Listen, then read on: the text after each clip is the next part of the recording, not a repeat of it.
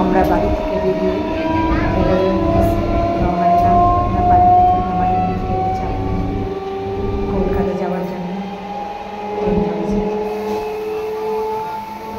নানা প্রাকৃতিক দৃশ্য দেখতে তোমরা কলকাতা চলে অবশেষে হাওড়া স্টেশনে ট্রেনের অপেক্ষায়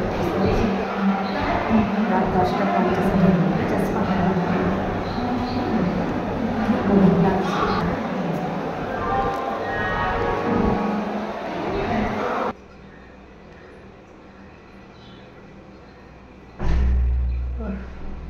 ট্রেনের এক নজরে দেখে নিলাম কোথায় কোন ট্রেন দিচ্ছে। ট্রেনের কামরায় মেল চেপে পড়েছি, মেলে করে যাচ্ছি। ভালো লাগছে না বলে শুয়েও পড়েছি। কী করবো, 2 দিন এখন কাটাতে হবে ট্রেনের মধ্যে। শুয়ে ভাবছি কখন পৌঁছাবো গন্তব্যস্থলে। দিয়ে ঘুমিয়ে পড়লাম।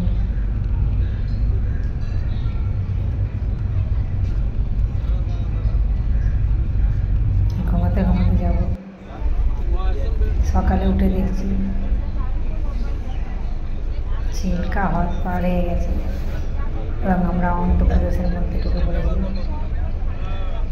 অন্ধ্রপ্রদেশের প্রাকৃতিক দৃশ্য দেখতে দেখতে আমরা ভেলোরের পথে রওনা দিচ্ছি।